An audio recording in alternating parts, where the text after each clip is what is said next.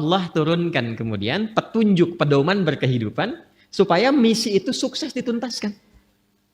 Ini bukti kasih Allah kepada kita. Tidak pernah memberikan kepada kita sebuah tugas berkehidupan kecuali diberikan perangkatnya. Demi Allah saya katakan, saking sayangnya Allah kepada kita, tidak pernah menugaskan apapun kepada hamba itu. Yang sering kita sebut dengan ujian itu. Jadi nggak mungkin setiap hamba itu diuji kalau tidak diberikan perangkat untuk menyelesaikan ujian itu. Bahkan yang paling rahman, karena itu sifat rahman hanya dilekatkan kepada Allah, tidak yang lain. Quran surah ke-17 ayat 110, Qulid'ullaha awid'ur rahman.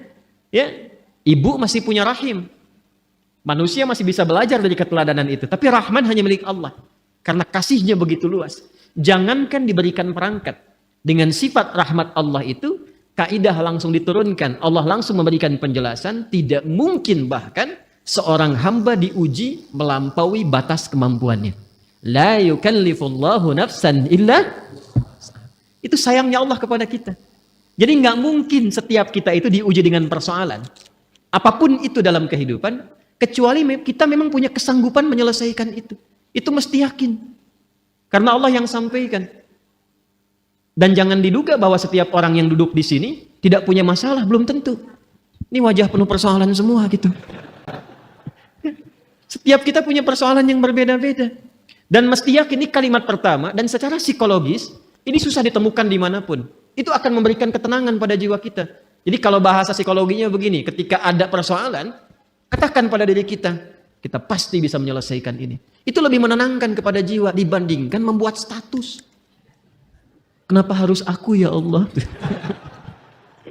Gak akan selesai.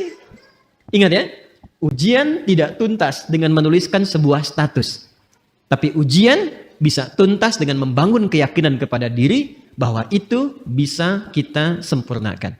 Lalu turunlah surah Al-Insyirah untuk memberikan kelapangan kepada jiwa. Inna ma'al usri. Itu konsepsinya jelas. Jadi kalau sedang punya persoalan, katakan dulu pada diri kita. Insya Allah saya mampu mengatasi ini. Satu. Yang kedua, setiap masalah pasti ada solusinya. Kalau dipersingkat tuh begini bahasa singkatnya. Pasti selesai. Pasti selesai.